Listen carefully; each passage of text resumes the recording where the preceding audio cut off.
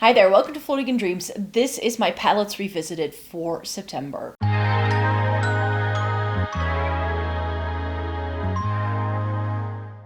Welcome to everybody watching today. Thank you so very much for joining me. In this video, I'm going to go back to some older palettes that I've had in my collection for some time, but that I really wanted to get some more use out of for this month. I hope to be able to do this video again next month for you guys.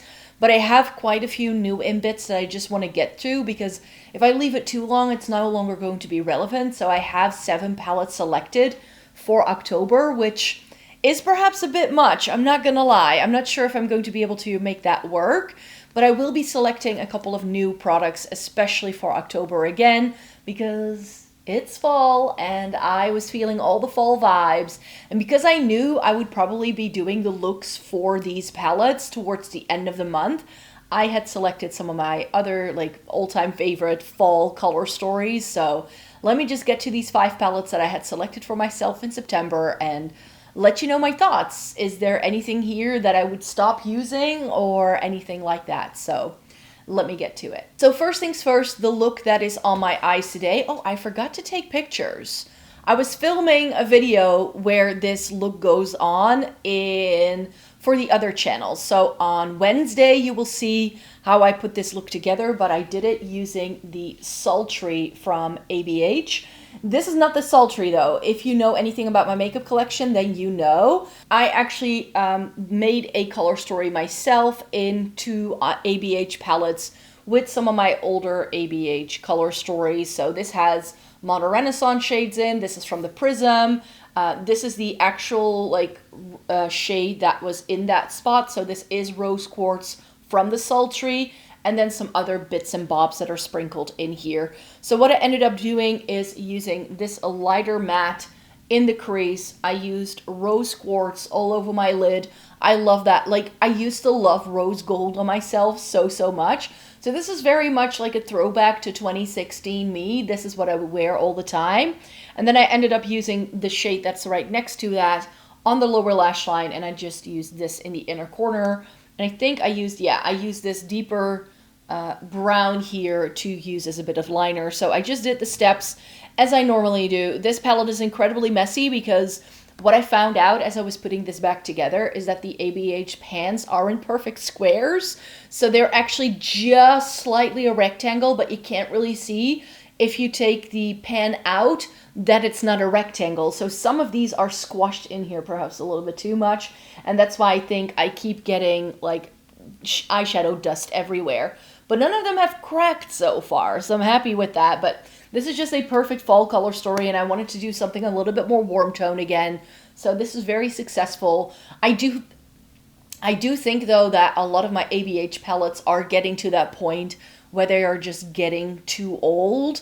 So next year, I really have to take the decision whether I want to keep any of them for usage or whether anything has to go into my makeup memory box. Some of these shades are absolute classics, of course, like these berry tones from the Modern Renaissance have my heart until the end of days. So, I mean, they are just incredibly good, but I could tell as I was using it that they were softer than usual. I think the binding agent may have expired just a bit too much. I'll see how this goes. I've only worn it for about an hour so far, but if my eyes get itchy in any way in the next couple of hours, I know this palette just probably has to go into a makeup memory box, or I need to declutter it for real and just throw it out because this is getting, I think they're coming to that point where they're just past their prime. A lot of the other palettes I have here aren't necessarily super old though, not as old as the ABH stuff. But the Fall Magic from Unearthly is one that's also older in my collection. They no longer even do this palette. This is no longer for sale. They still do a version of the Fall Magic, but I feel it doesn't even come close to what this has to offer. And this is the old Unearthly formula. And it wasn't for their new Gothic Romance, but for some of the other palettes that they've launched this summer, where they have said that this formula is in some of their newer palettes. If that's the case, maybe I should just buy, I don't remember what that palette was called, but not the one that was just launched, the Gothic Romance, but just before that we got a different launch from Unearthly that they say has the formula that's in the original Fall Magic. this is my favorite Unearthly formula. So, and I confirmed it for myself. I did do a very boring look with it because I had to film some other videos that day, and I was wearing this in the crease and this all over the lid. I think I used like this in the inner corner, I believe, and the green as a little bit of liner, and I used this like orangey tone on the lower lash line. No, I wasn't. That's not true. I said I was filming that day. I wasn't, but I was wearing it to work, and I was actually wearing an outfit that had those colors in, so that's why I wanted to sort of match it to my outfit that day. That's what happened. Now I remember. I was like, there was something special about this. Yeah, this is really beautiful. It's sort of like all the fall vibes that you could possibly want with some brighter pops of color. It just has some amazingly good shadows in here, and it's one of my favorite fall color stories for that reason. Even though this is not going to make an appearance in my upcoming fall palette video, because I had already selected everything. I was like, oh yeah, this one could probably make an appearance, but since this is discontinued, I don't want to promote it too much, and it was already in a video this week anyways, this one. So I didn't want to, like, put it in another video and have it be, like, one of the many discontinued palettes that were going to be in that already anyways. The Druid is a wonderful palette as well. This is very similar to the ABH Subculture, so if you missed out on that and you're looking for this same sort of color story with some better shimmers in, then this is the one. I ended up doing just, I think, what did I do again? Yeah, I did this in the crease, this on the, all over the lid. I ended up doing, I think a little bit of this as liner. This was in the inner corner, and I think I put that on the lower lash line, and it was really, really successful. I was actually wearing this in my fall lipstick or my vampy lipstick video that I did yesterday. So if you want to see this look in action, then you can, because I was using that palette to do the look that I did for that video. So yeah, this like green in the middle is just insanely pretty. So yeah, really, really beautiful. So that look really made me feel great. And this just reminds me how good the Fantasy Cosmetica formula actually is, because as rich and shimmery and like boom kapow in your face as that shimmer in the middle looks on my lids, like this is just absolutely beautiful, but it doesn't crease. I wore that look all day and there was no creasing.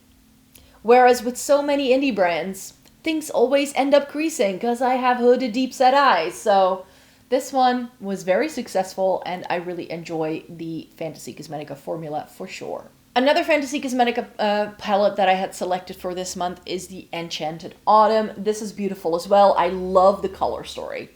This was their collab that they did last year with Makeup Just for Fun, Amanda, here on YouTube. And this is a beautiful palette. I just felt it didn't give me the shimmer options that I wanted, and I felt, for instance, that this green is really difficult to pick up with a brush. So that's why it wasn't my favorite formula in that case. And then I've used it again before. I think I just stuck to like the colors on each side. But this time I kind of mixed and matched. I put this one in the crease, this one all over the lid, which was a risk. And then I wanted to do this one as like on the bottom lash line. And this just, it doesn't apply with a brush. I'm sure with a finger it's fine. But what I also found as I was playing with this again is that it has really, really deep shimmers. This is the only bright shimmer you get. Everything else is like it has quite a lot of intensity. So it's quite a deep palette. You do get a really beautiful smoky eye with it. I really like the colors and how they came together. I just, again, wish that the shimmers were a little bit easier to pick up with a brush. I remember trying this last year and being super disappointed, thinking that Fantasy Cosmetica perhaps had changed their formula, but then the Harvest of Soul came out and I tried that. And that is the Fantasy Cosmetica palette formula that I know I like. So this had shimmers in that were fine, but some of it was a bit difficult to pick up, and it's therefore not my favorite, but the color story is just too beautiful to pass it up. But yeah, it's going to be deep. You're going to get quite a deep look with this, but it's still beautiful. It's still a beautiful palette. And finally, in this video, this is just a quick little video giving you this update, but my Sigma Cool Neutrals, this is really good as well for fall.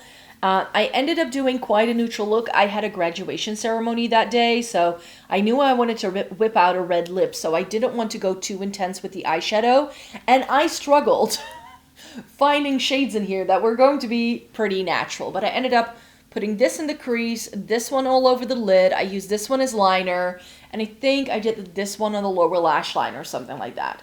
But yeah, I didn't really have a really good inner corner highlight with this, and I was like, looking at all of these mattes, like these are the only two that I would maybe this one that I could realistically use as a crease shade, because everything else is quite deep. Which is a thing for me with Sigma, by the way. If you have medium to deep skin and you've never tried a Sigma palette before, it can actually be a really good one for you, because for me, for instance, something like the new Mod, just a touch too dark. With this, I kind of feel that way as well, but it is beautiful and it has some beautiful neutrals in if you want to go neutrals for fall, because it has warmth, but it also just has some incredible shades in. And again, what I love about the Sigma palettes is that each sort of duo could already be a look by itself. So it's very foolproof, really easy to use. I do enjoy the quality of this. I ended up really enjoying the look that I created with this palette, but Sigma doesn't make my favorite palettes, but they're solid picks, but I perhaps find them a little bit expensive for what you get. But this is absolutely not going anywhere in my makeup collection anytime soon. I will definitely be busting this one out a little bit more in the future.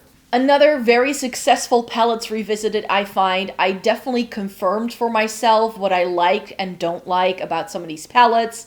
The ABH shadows feel like they're like on the edge of it, like truly being expired and becoming unusable, especially the matte I put in the crease. Like it was just flying everywhere, and it was actually a little bit difficult to apply. Like I needed 3 layers to get it to this intensity. So I definitely think that that is something that I may have to consider to stop using just for safety, because nobody wants to get an eye infection, of course.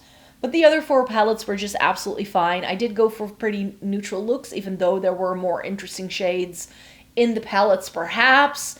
But yeah, it was just that kind of week, you know, where I just had some things on where I just needed to have those looks, or I was wearing an outfit that was already quite colorful and I didn't want to take away from that. So there was definitely that going on in this case. But yeah, I enjoyed going back to these. These were all really good palettes again. If you are using your older palettes as well, because of course it's the makeup industry, I'm a beauty curator, I get loads of new stuff in all the time, and I'm always buying and updating things to keep my makeup collection current and up to date, so that I don't have a million discontinued palettes and keep recommending things you can no longer buy. But yeah, I do love going back to things that even if they are no longer available, or if I have the old packaging, or perhaps if things are just, you know, some old favorites that I used to use all the time, I just want to go back to them and get use out of that as well, because I feel like, especially if you're an everyday consumer and you only have like 2 eyeshadow palettes, you're probably going back to a lot of your stuff continuously anyways already, because you don't have that much and you have no other option. But for me, like I have close to 300 eyeshadow palettes, so, and that's just my active makeup collection, as in the things I'm using. That's not counting the things that are in a makeup memory box. That's not counting the things that I keep around for videos purposes, you know? So just what I can use, there is so much, and I always feel I need to honor some palettes, and sometimes I'm just curious, like if I use it again like a year later, does that skew my opinion? Is it something that if I go back to it and I put shades together in different combinations, maybe I feel differently about a palette? I definitely try my best when I test out an eyeshadow palette to use every single pen at least once in the looks that I do for you, but sometimes, you know, especially when I do videos like this, I want to mix and match different shades very often, or maybe make some new combinations that I wouldn't normally have made with the palette, or maybe just go for something really basic like I did this time. Like the options are endless if you have as many palettes as I have, and therefore I think it's, you know, it would just be a shame if I end up not using the things I have. So here you go. This was another palettes revisited video for you. Like I said, I hope I can do this video again next month. I will definitely be selecting a couple of things, but just to have a slightly different take on this video, I have something prepared. So if you stay tuned for my next Shop My Stash, you will hear all about it. So I hope to see you again really, really soon in a new video. And for now, thumbs up this video if you liked it, subscribe, and I hope to see you again really, really soon. Bye-bye.